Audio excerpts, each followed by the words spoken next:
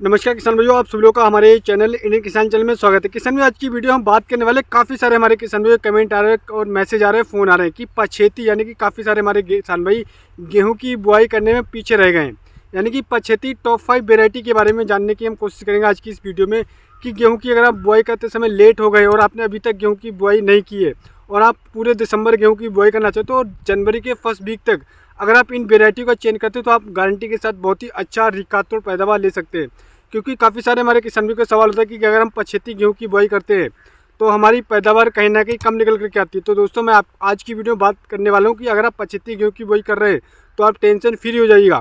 लेकिन आपको कौन सी चीज़ों का ध्यान रखना है और कौन सी खाद मात्रा का प्रयोग करना है और गेहूँ की बुआई करते समय किन किन चीज़ों का ध्यान रखना है, तो उसके लिए आप इस वीडियो को पूरा लास्ट तक देखते रहिएगा।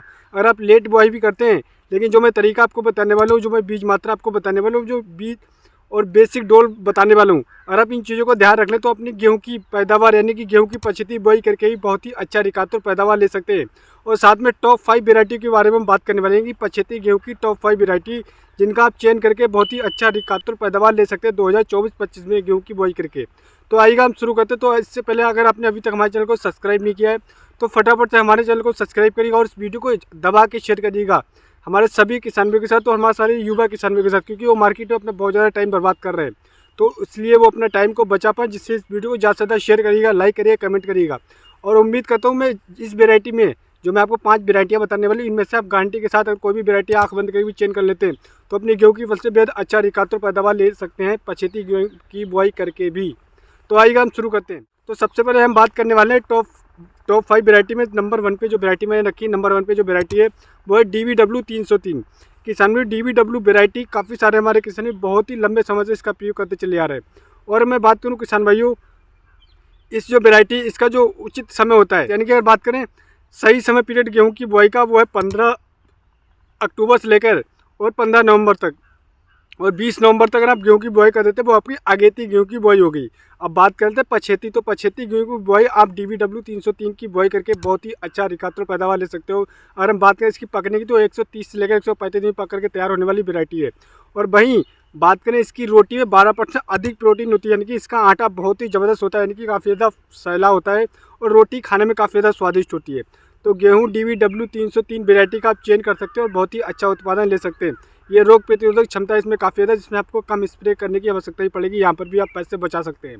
तो आप DVW 303 का आप चेंज करके बहुत ही अच्छा पैदावार ले सकते हैं। बात करते हैं इसके उत्पादन की, तो दोस्तों मैं आपको बताता हूँ, अगर आप गेहूँ की पछेती बुआई भी करते हैं तो आप इससे 27 से लेकर 32 कुंटल प्रति एकड़ पैदावार ले सकते हैं। लेकिन आपको किन किन चीज़ों का ध्यान रखना है, तो इसके लिए आप इस वीडियो को पूरा लास्ट तक देखते हैं। पहले मैं वेराइटी बताऊँगा, फिर मैं आपको मात्रा बताऊँ कि आपको किस मात्रा से गेहूँ की बिजाई करना है और किन किन चीज़ों का ध्यान रखना है। तो इसके लिए आप इस वीडियो को इसकी बिल्कुल मत करिएगा।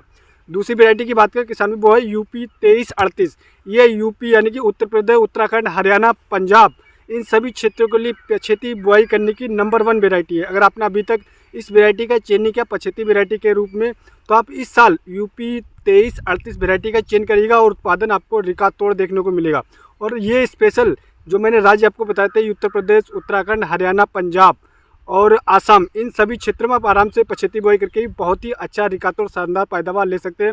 इसके पौधे की हाइट की बात करूँ तो आपको 98 से लेकर 102 सेंटीमीटर पौधे की हाइट मिलेगी, जहाँ पर आपका गेहूँ गिरने की समस्या आपको बिल्कुल भी देखने को नहीं मिलेगी।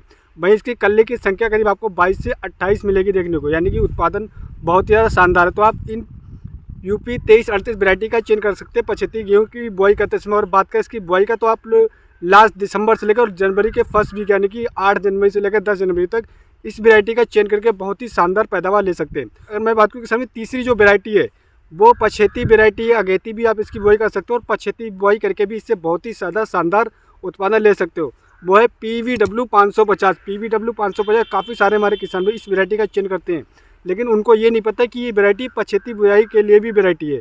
यानी कि अगर आप इससे पछेती बुआई करते हैं तो इससे बहुत ही शानदार आप पैदावार ले सकते हैं।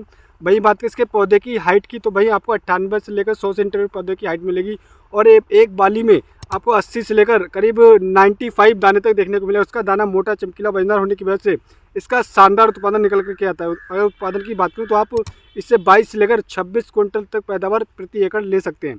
तो आप PVW 550 वेराइटी लेट वेराइटी लगाकर भी बहुत ही शानदार पैदावार ले सकते हैं। तो आप PVW 550 वेराइटी लगा सकते हैं। और चौथी जो वेराइटी है किसान वो है DVW 590।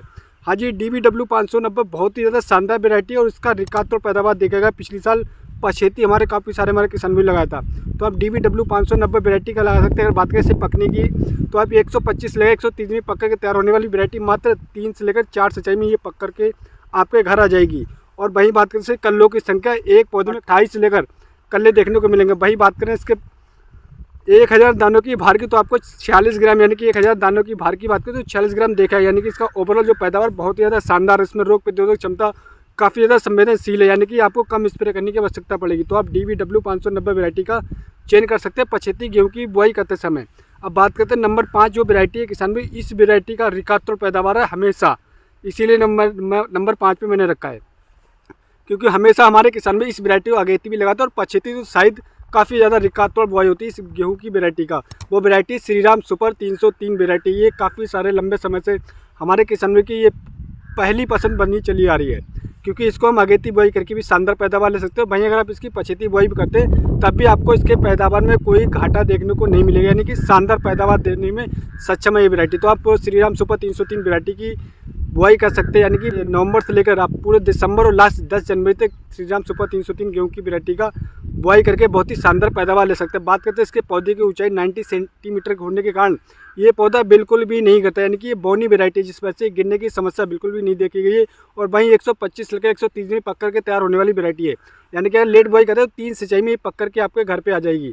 और इसमें रोग प्रतिरोधक क्षमता काफ़ी ज़्यादा शानदार होती है, जिस वजह से आपको कम स्प्रे करने की आवश्यकता पड़ेगी।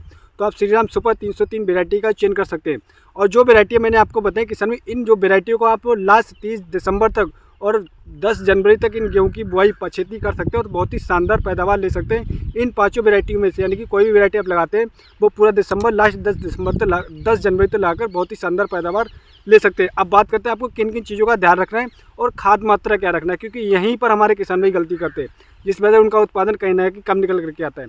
तो दोस्तों मैं आपको बताना चाहूँगा कि जब आप गेहूँ की बुआई करते समय गेहूँ की बुआई कर रहे हैं तो आपको बीज मात्रा बहुत ही ध्यानपूर्वक लेना है। वो कैसे करके लेना है, जैसे कि मान लीजिए, जैसे कि मैंने आपको बहुत सारी वीडियो में बताया कि आप अगेती बुआई करते हैं तो आपको 45 से 50 किलोग्राम प्रति एकड़ बीज लेना है।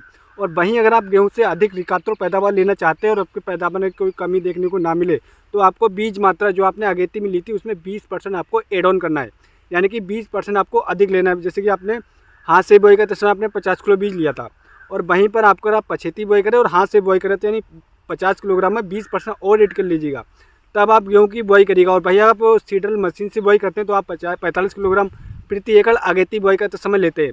और वहीं अगर आप पछेती गेहूं की बुआई करें तो आपको 45 किलोग्राम प्लस 20% और ऐड करना है इसमें बीज, यानी कि 20% अधिक बीज की मात्रा लेना है।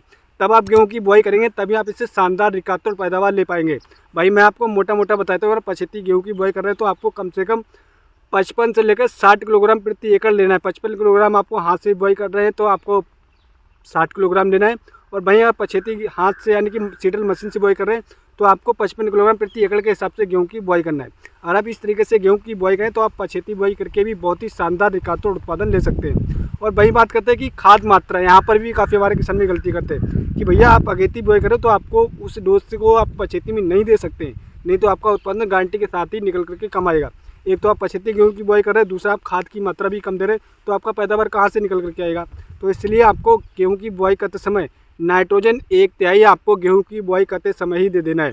बाकी जो 2 शेष भाग बचे यानी कि जो आप नाइट्रोजन यूरिया देने जा रहे हैं 3 भागों में दी जाती है, तो उसका 1/3 आपको गेहूं की बुआई करते समय देना है।